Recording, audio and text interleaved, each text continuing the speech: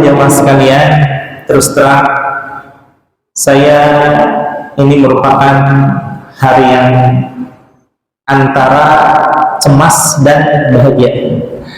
Bahagianya, alhamdulillah wa syukurillah, saya berkesempatan untuk berkhidmah kepada hadirin jamaah sekalian, terutama kepada Tuan Syekh Abdul Qadir Al-Jailani, terutama kepada Nabi Muhammad sallallahu alaihi wasallam, dengan menghidupkan taklim yang dikaji dari salah satu karya Tuan Syekh Abdul Qadir Al-Jailani, yakni Sirrul Asrar. Sebagaimana kesempatan kita beberapa waktu yang lalu, mungkin ada sekitar 1 bulan ya, dan setiap pertemuan saya ungkapkan Sirrul Asrar, Sirrul Asrar, Sirrul Asrar. Yang Sirrul Asrar ini adalah merupakan kunci dari beberapa karya Tuan Syekh Abdul Qadir Al-Jailani. Di antaranya Al-Ghunyah li Talibi Tariqil Haq. Al-Ghunyah ini kalau diibaratkan perbendaharaan tentang fikih, tentang tauhid, tentang tasawuf, ada di situ. Kuncinya salah satunya dengan Sirrul Asrar. Dan juga Fathur Rabbani.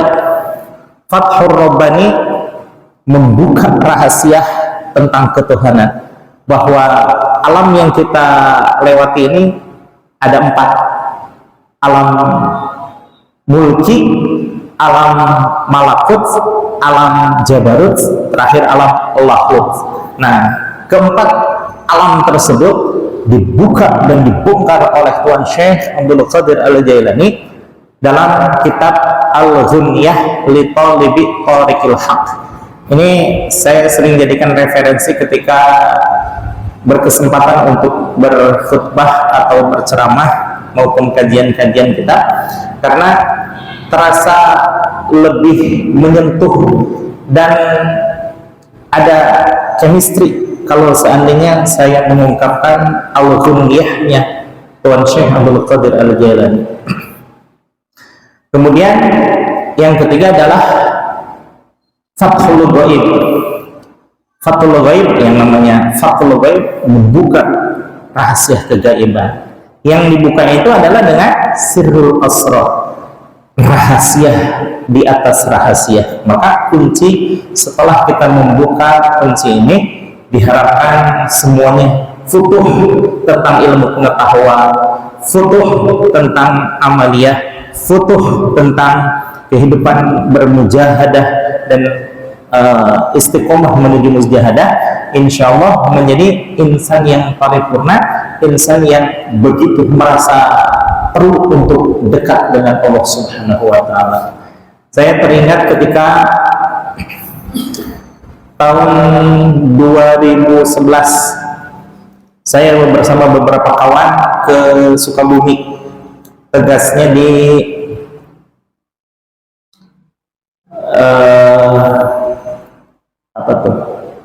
Pondok Pesantren Az-Zainiyah Kiai Haji Zainal Abidin Bazu Ashab, yang merupakan beliau Rois Syuriah Jatman, setingkat di bawah Habib Lutfi. Jadi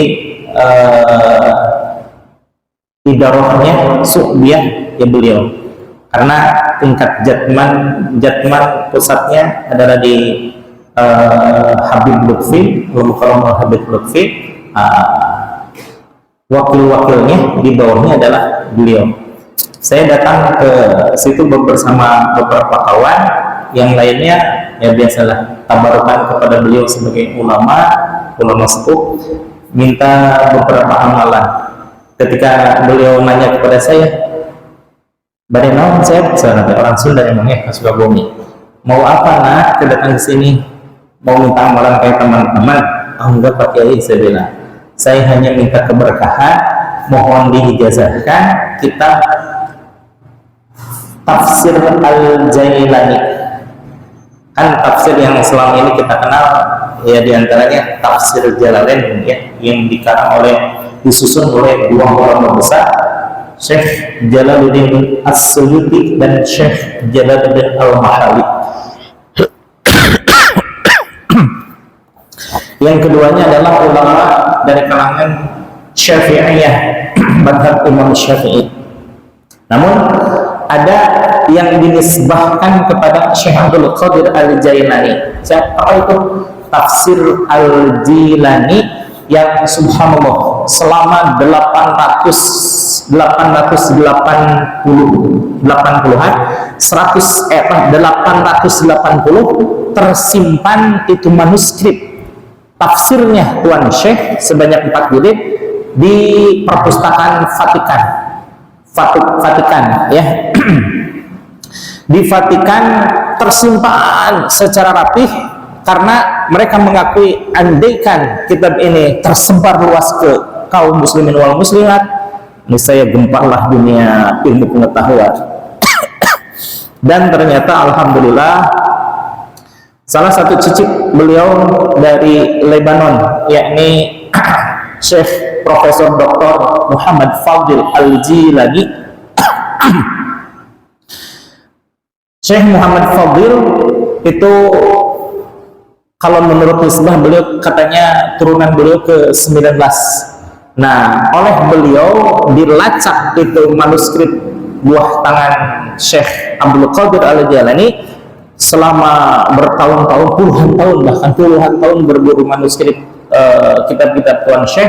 Ternyata alhamdulillah yang terbesar adalah ternyata di antara kitab-kitab yang lain yaitu kitab Tafsir Al-Jilani. Salah satu buah karya dari Syekh Abdul Qadir Al-Jailani memang lain daripada yang lain. Satu contoh ini.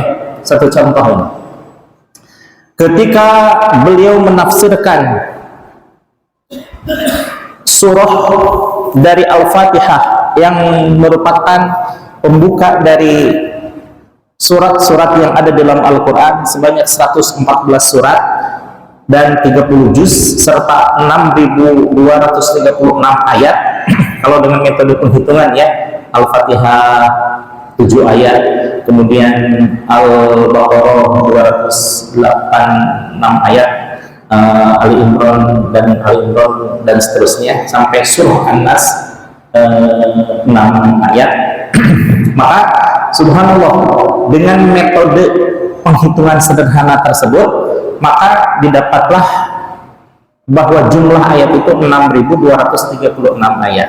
Nah, salah satu penafsiran Tuan Syekh yang lain daripada yang lain seperti halnya di dalam surah Al-Fatihah ayat ihdinas siratal mustaqim siratal ladzina an'amta 'alaihim ghairil maghdubi 'alaihim waladdallin. Di dalam lafaz ghairil maghdubi 'alaihim waladdallin, ya Allah, tunjukilah kami ke jalan yang lurus. Siratal ladzina an'amta, yaitu jalan orang-orang yang telah Engkau berikan nikmat, ya Allah. Siapa itu orang yang diberikan nikmat oleh Allah? Terutama 4 golongan paling soleh di hadapan Allah Subhanahu wa Ta'ala. Pertama, minal anbiya, para nabi sudah jelas itu tingkatan ruhaniyah maupun kesucian hati baik fisik maupun rohani betul-betul sangat istimewa karena diangkat langsung oleh Allah Subhanahu wa Ta'ala, dan diangkatnya pun itu sudah merupakan bukti bahwa mereka istimewa lahir dan batin. Para anbiya yang sekitar 124.000 termasuk nabi, termasuk rasul yang di dalamnya adalah ada ulul azmi dan nabi dan rasul yang 313. Itu dalam artian setiap rasul itu pasti nabi, tapi tidak setiap nabi menjadi rasul. Karena dari 124.000 nabi itu 313 diantaranya adalah nabi dan rasul. Dan nabi dan rasul yang wajib diketahui ada 25, betul ya? Di antara 25 ini disaring lagi oleh Allah Subhanahu wa taala. Kenapa? Yang termasuk di dalam ulul azmi, nabi yang mendapatkan predikat sebagai orang yang paling sabar ketika menerima cobaan, ternyata ada 5, yaitu Nabi Muhammad SAW, Nabi Ibrahim yang itu merupakan salah satu dari leluhur Rasulullah SAW dari jalur Nabi Ismail alaihissalam, kemudian Nabi Musa alaihissalam yang dalam riwayat yang muktabar dikabarkan pernah memohon untuk menjadi umatnya kanjeng Nabi, tapi ditolak oleh Allah. Lalu memohon untuk menjadi nabinya akhir zaman, itu pun ditolak oleh Allah karena Nabi tidak bisa lintas daerah kecuali kanjeng Nabi Muhammad SAW. Yang akhir-akhirnya Nabi Musa alaihissalam memohon kepada Allah untuk dipertemukan dengan nabinya akhir zaman tersebut. Lalu dikabulkan oleh Allah Subhanahu wa taala ketika peristiwa Isra wal Mi'raj. Bagaimana jarak Nabi Musa dengan Nabi Muhammad SAW dihitung dari sejarah bahwa antara Nabi Musa dengan Nabi Isa alaihissalam itu 1900 tahun. 1900 tahun berarti sudah melewati beberapa ribu nabi kan. Kemudian jarak antara Nabi Isa alaihissalam dengan Nabi Muhammad SAW itu 571 tahun. Berarti kalau digabungkan jarak Nabi Muhammad dengan Nabi Musa adalah 2471 tahun. Subhanallah ya. Betapa luar biasanya. Andaikan Nabi Muhammad SAW dipertemukan dengan Nabi Musa alaihissalam, itu terjadi pada waktu Isra wal Mi'raj. Jadi doanya Nabi Musa alaihissalam itu harus menunggu waktu 2471 tahun. Allahu Akbar gitu ya. Nabi Musa, Nabi Muhammad, Nabi Ibrahim, Nabi Musa, Nabi Isa alaihissalam, dan terakhir Nabi Nuh. Nah, ini merupakan golongan orang-orang yang paling istimewa di hadapan Allah. Kemudian wasiddiqin, orang-orang yang membenarkan kepada Nabi Muhammad SAW dan para nabi yang lainnya. Terutamanya wasiddiqin ini adalah Sayyidina Abu Bakar As-Siddiq yang dikabarkan oleh kanjeng Nabi Muhammad SAW bahwa Sayyidina Abu Bakar As-Siddiq adalah paling utama-utamanya manusia setelah Nabi Muhammad SAW. Mana hadisnya? Zaman dulu kita kan seringnya mendengar dan bahwa Sayyidina Abu Bakar teristimewa, Sayyidina Abu Bakar terhebat, Sayyidina Abu Bakar tertinggi keimanannya. Jangankan di antara para sahabat, andaikan digabungkan seluruh jin dan manusia dari mulai zaman Nabi Muhammad sampai akhir zaman, ditimbang dengan keimanan Sayyidina Abu Bakar, tetap lebih berat Sayyidina Abu Bakar. Allahu Akbar. Mana hadisnya? Rasulullah SAW menyatakan, ini terdapat di dalam kitab Ihya Ulumuddinnya Imam Al-Ghazali dan dikutip oleh Syekh Ahmad Shahibul Wafa Tajul Arifin di dalam kitab Miftahus Sudurnya. Apa kata beliau? Bahwa Rasulullah SAW bersabda, "Ma faddalakum Abu Bakrin." Tidaklah sahabat Abu Bakar mengungguli kepadamu, wahai para sahabat-sahabat yang lainnya, bikathrati sholatin wala kathrati saumin, dengan banyaknya sholat, dengan banyaknya saum. Biasa-biasa aja, tidak terlalu istimewa ini dibandingkan dengan sahabat-sahabat yang lainnya. Sama, sahabat yang lain pun tepat waktu, dalam keadaan berjamaah, dan dalam keadaan di masjid, itu kan istimewa semuanya. Nah, dalam artian semua sahabat sama istimewanya dari sisi sholat dan saumnya sama. Nah, bal bisyai'in, tetapi ada satu perkara yang waqara fi qalbihi, yang menetap di kalbunya Sayyidina Abu Bakar. Apa itu? Talqinuz zikri, bahwa Nabi Muhammad SAW ma nazzalallahu illa asaba fi sadri Abu Bakrin, katanya. Subhanallah, tidaklah Allah menurunkan sesuatu kepadaku melainkan aku curahkan pula ke dalam dadanya Sayyidina Abu Bakar. Subhanallah, ini yang membuat Sayyidina Abu Bakar begitu istimewa di hadapan Allah dan Rasul. Selain itu, ketika orang-orang tidak mempercayai tentang apa yang disampaikan oleh risalah Nabi Muhammad SAW, Sayyidina Abu Bakar serta-merta langsung percaya 100% apa yang disampaikan oleh Kanjeng Nabi itu. Jadi yang membuat Kanjeng Nabi memuji bahwa Sayyidina Abu Bakar teristimewa itu karena pertama bal bisyai'in wa qara fi qalbihi, dan yang kedua karena beliau menerima keimanan dan apa yang didakwahkan oleh Rasulullah SAW. Yang ketiga, wasyuhada'i, para syuhada, wassolihin, dan orang-orang soleh. Siapa tuh orang-orang soleh? Insya Allah mudah-mudahan bapak-bapak semuanya termasuk dalam orang-orang soleh ya. Kelihatan wajahnya ini pada cerah-cerah min ghillil muhajjalin, wajah-wajah yang tersapu oleh air wudhu itu pasti luar biasa istimewa di hadapan Allah dan Rasulullah.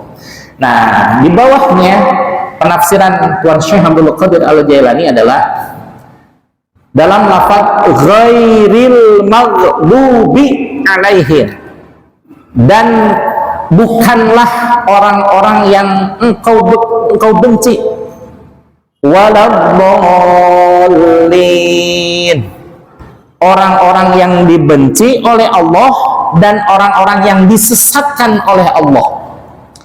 Kira-kira orang yang dibenci dan disesatkan oleh Allah siapa? Siapa? Dalam terjemahan Depak Al-Quran, terjemahan Depak, ghairil maghdubi alaihim waladhdallin, itu maknanya apa? Bukanlah orang-orang yang disesat, orang-orang yang dibenci dan disesatkan oleh Allah Subhanahu wa taala, dalam kurung siapa itu yang dibenci dan disesatkan? Orang Nasrani dan orang Yahudi ya, orang Yahudi. Nah, mohon maaf Bapak hadirin jemaah sekalian, mungkin pernah mempelajari berbagai macam kitab tafsir ya, tafsir ini A, B, C, D, dan F. Nah, jawabannya sama penafsirannya, bahwa maghdubi alaihim waladhdallin itu adalah orang-orang yang dibenci dan yang disesatkan oleh Allah Subhanahu wa taala ialah orang-orang Nasrani dan Yahudi.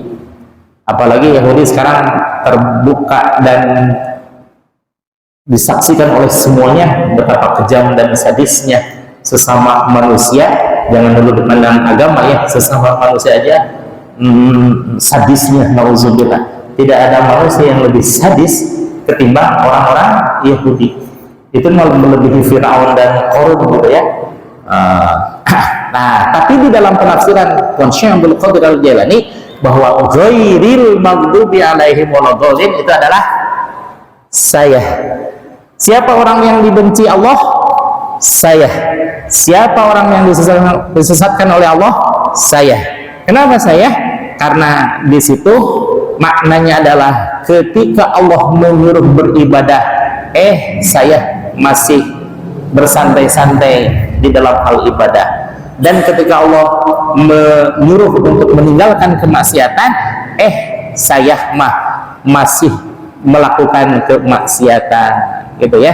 Jadi dalam penafsiran Syekh Abdul Qadir Al-Jailani tidak ada kalimat satu pun yang menghantam orang lain, yang menghantam agama orang lain, yang menghantam di luar dirinya, tapi lebih tertuju kepada diri sendiri.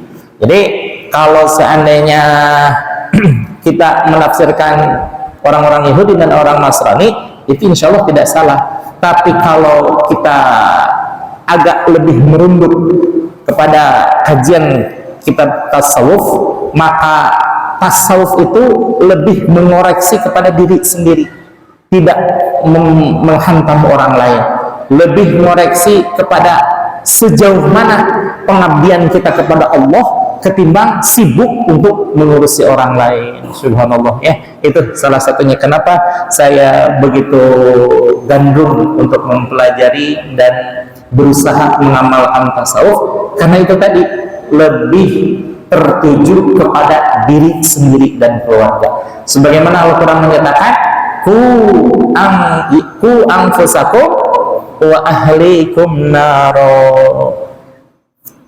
Jagalah dirimu dan keluargamu dari api neraka.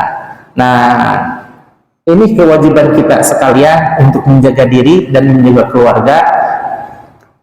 Pada hakikatnya keluarga, anak, istri itu adalah ladang kita untuk berdakwah, dan Allah menitipkan semuanya kepada kita sekalian untuk dijaga, untuk dirawat, untuk diajak menuju jalan kebenaran, untuk supaya terhindar dari jalan yang tidak diridhoi oleh Allah Subhanahu wa taala. Subhanallah ya. Salah satu dari upaya kita untuk meniti jalan menuju Allah dan memperbaiki diri, salah satunya dengan mengkaji kitab Sirrul Asrar buah tangan Syekh Abdul Qadir Al-Jailani. Mungkin malam ini saya tidak langsung kepada materi Bapak ya, tapi kita mukadimah dulu ya, karena terkait di Indonesia mah ada pepatah gitu ya, tak kenal maka tak sayang. Oh itu zaman saya SMA tuh Bapak. Tak kenal maka ta'aruflah. Ta'aruflah, berkenalanlah gitu ya. Kalau tak kenal maka tak sayang, itu mah zaman lalu, masa lalu. Nah, kalau masa kekinian mah ta'aruflah, maka kenalan. Nah, insya Allah kita akan kenal siapa yang akan berkenalan dengan kita. Kalau Tuan Syekh sudah jelas ya, beliau seorang waliullah, beliau seorang alim kabir. Huwa waliyun syahir, huwa alimun kabir, wa nurullahil munir, Sayyid Syekh Abdul Qadir. La ilaha illallah, la ilaha illallah, la ilaha illallah, Muhammadur Rasulullah. Tuan Syekh Abdul Qadir Al-Jailani sebagaimana dinisbahkan Al-Jailani, ada menyebutkan Al-Ghailani, ada Al-Jilani, ada Al-Jailani, ada Al-Jailani, dan seterusnya. Banyak penisbahan beliau itu menurut lahjah dialek masing-masing. Kalau di Indonesia mah dikenal dengan Syekh Abdul Qadir Al-Jailani atau Al-Jailani. Nah, itu sama saja, karena perbedaannya hanya sekedar dialek dari bahasanya, bahasa mana diambilnya. Seperti di Irak, kalau di Irak salah satu cicit beliau yaitu Syekh Hishamuddin dulu pernah ke Gandoang, tepatnya di Pondok Pesantren Fajar Dunia, itu nulisnya Al-Ghilani, Al-Ghailani. Oh itu bahasa Irak ya, Iraknya Irak mana gitu ya. Nah, Tuan Syekh Abdul Qadir Al-Jailani dilahirkan tahun 470 Hijriah. Hijriahnya ini, kalau Masehinya 1077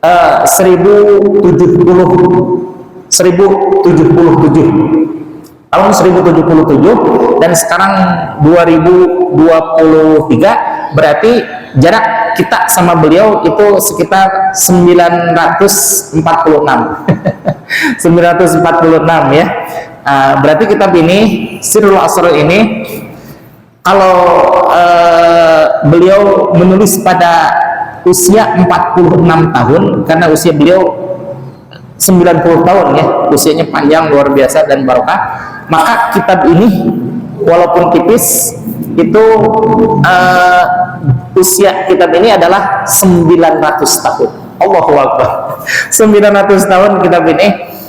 Ini sudah menginspirasi bahkan hampir seluruh kaum muslimin wal muslimat merasa ada chemistry terhadap Tuan Syekh Abdul Qadir Al-Jailani.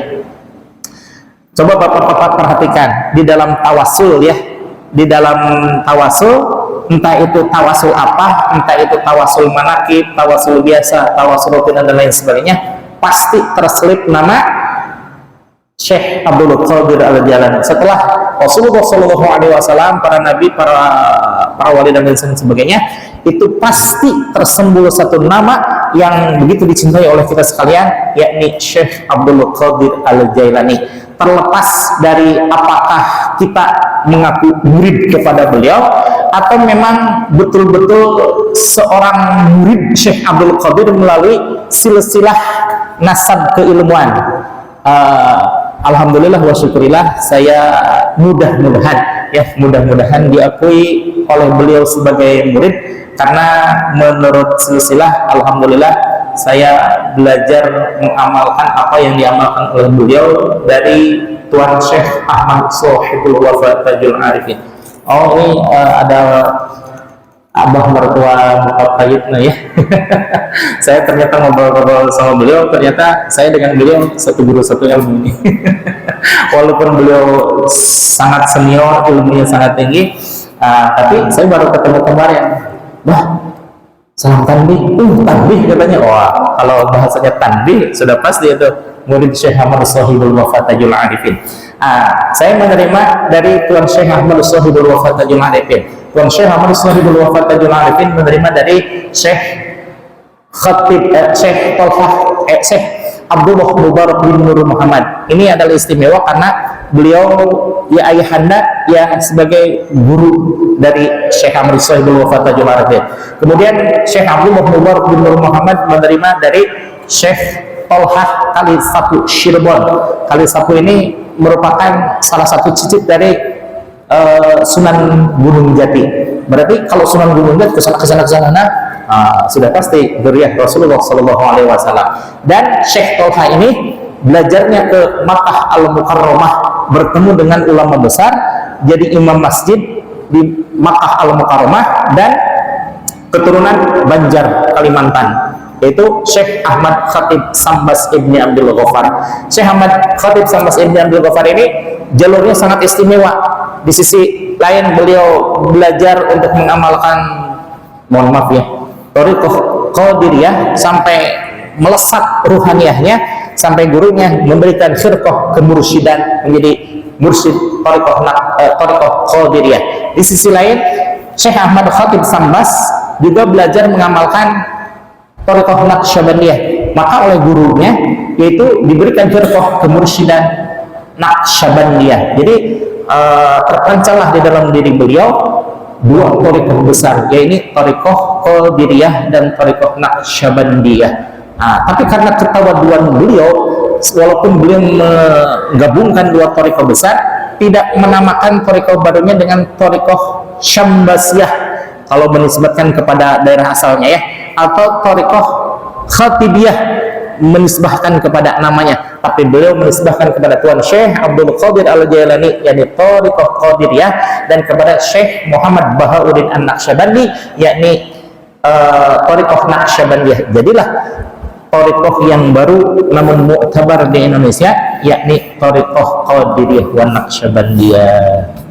Baik Bapak Ibu hadirin jamaah sekalian, setelah kita mengenal lahirnya Tuan Syekh Abdul Qadir Al-Jailani, beliau di akhir namanya tersebut sebuah nama Al-Hasani wal Husaini. Subhanallah,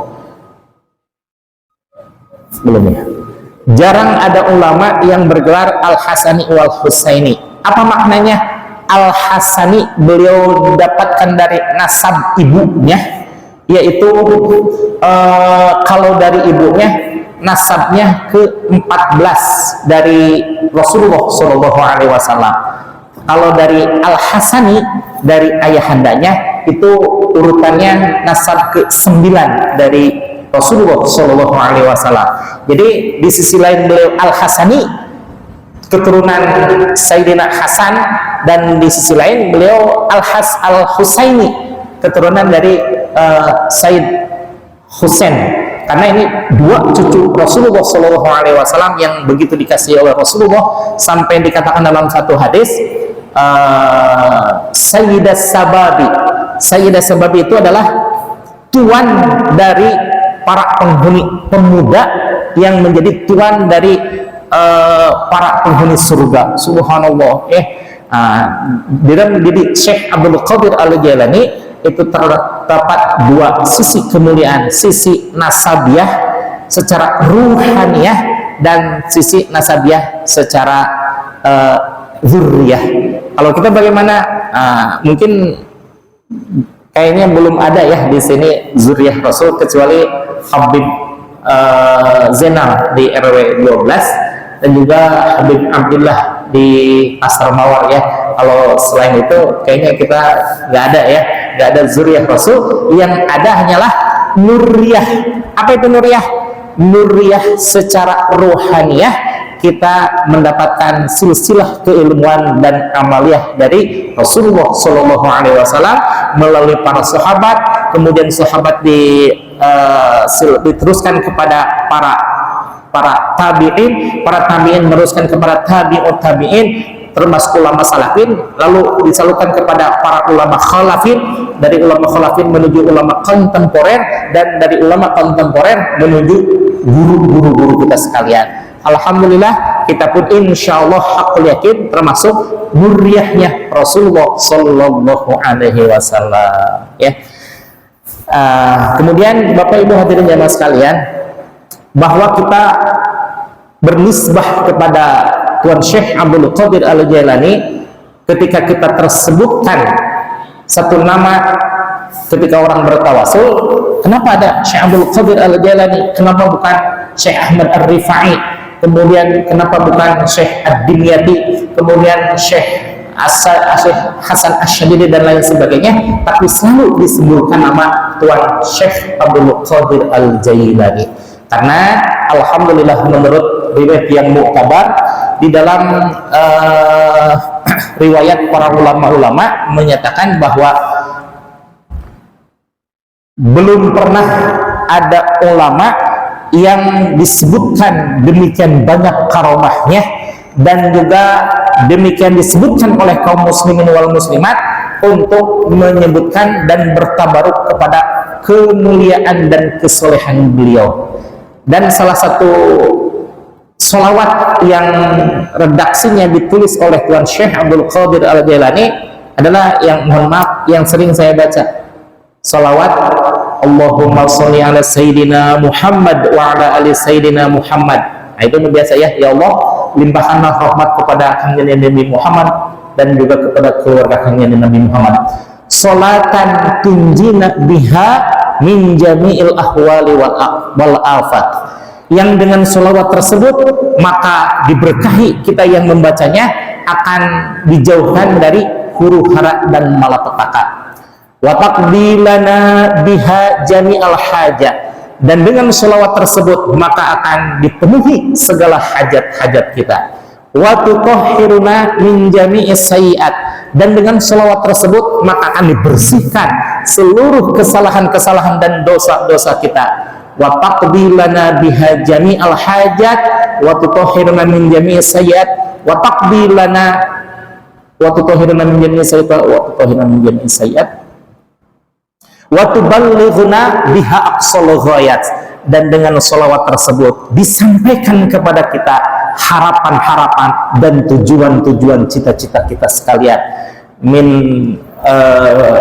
fil hayati wa ba'dal mamat, yaitu selama kita hidup maupun setelah kita meninggal. Subhanallah ya. Ini salah satu redaksi salawat dari Tuan Syekh Abdul Qadir Al-Jailani yang sering dibacakan oleh kaum muslimin wal muslimat. Ada dua kriteria tentang kecintaan kepada Tuan Syekh Abdul Qadir Al-Jailani. Pertama, baik yang mahabbah kepada Tuan Syekh dan orang yang mahabbah tapi lebih dari mahabbah, yaitu dengan mengamalkan amaliyah Tuan Syekh Abdul Qadir Al-Jailani. Sedikit lagi saya menukil dari salah satu manqobah beliau, yaitu manqabah itu manakib diambil dari kata manqab. Apa itu manqab? Jalan di lereng gunung, dalam artian bahwa manakib adalah perjalanan kisah hidup seseorang dalam menuju keriduan Allah Subhanahu wa taala. Disebutkan dalam manakib Tuan Syekh Abdul Qadir Al-Jailani bahwa suatu saat Tuan Syekh didatangi oleh seseorang yang mohon pertolongan kepada beliau. Assalamualaikum Tuan Syekh, katanya. Waalaikumsalam. Apa keperluan Anda? Wahai Tuan Syekh, mohon didoakan, ini keluarga saya setiap malam, setiap saat saya terdengar jeritan yang menyayat hati dari alam kuburnya, dari kuburnya. Saya mohon Tuan Syekh berkenan untuk mendoakan beliau supaya terhindar dari malapetaka kubur. Lalu Tuan Syekh bertanya, apakah dia muridku? Kayaknya bukan Tuan Syekh. Lalu apakah dia mencintaiku, muhibbin kepadaku? Kayaknya belum Syekh, katanya. Lalu apakah dia mengamalkan sebagian dari amalan-amalanku? Juga belum Syekh, katanya. Lalu apakah dia pernah mengunjungi aku? Kayaknya belum pernah Syekh. Lalu dengan cara apa saya memberikan wasilah kepada beliau, katanya. Nah, terakhir orang ini mengatakan, wahai Tuan Syekh, katanya, bahwa suatu saat orang ini pernah makan-makan di warung di pinggir jalan. Ketika sedang enak-enak makan-makan, maklum zaman dulu belum ada jalan raya ya, jalan itu berpasir dan berdebu. Kemudian beliau melihat bahwa ada rombongan ulama yang diikuti oleh para murid-muridnya karena saking banyaknya, lalu mengepul itu debu-debu sehingga menempel ke wajahnya orang ini. Wahai Tuan Syekh, katanya, maka mohon dengan keriduan engkau supaya engkau mendoakan kepada saudaraku ini. Maka kata Tuan Syekh, oh kalau begitu dia pernah berhubungan dengan aku walaupun secara tidak sengaja, yaitu hubungan pernah melihat, belum pernah berhubung, belum pernah, cuma nempel debunya kepada orang yang sedang makan tersebut. Kata Tuan Syekh, maka wajib atas orang tersebut aku doakan supaya dia mendapatkan keselamatan. Maka berdoa Tuan Syekh, maka sejak saat itu subhanallah tidak terdengar lagi suara jeritan tangis yang menyayat hati. Maka datanglah orang tersebut, wahai Tuan Syekh, alhamdulillah sekarang keluarga dari saya tidak pernah mendengar lagi jeritan tangisnya. Bagaimana keadaannya? Subhanallah, kata Tuan Syekh, alhamdulillah bahwa beliau diberikan kemuliaan berkah dari doaku, katanya ya.